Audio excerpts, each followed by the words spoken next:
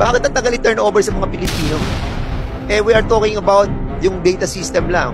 We are talking about yung access, yung pagbigay ng certificate, birth, death, and the, ano yan eh, it's all about the documentary release of all of these documents to our citizenry.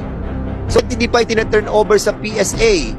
Bakit meron pang isang private company like you who is handling that? Gusto lang namin malaman sa inyo, ma'am, are those Chinese late registers, late registration that undergo, na pumasok doon sa system natin, makikita natin yung mga late registration, di ba, ng mga Chinese na yan, na kino-question namin yung kanilang pagiging dalawang passport ang hinahawak.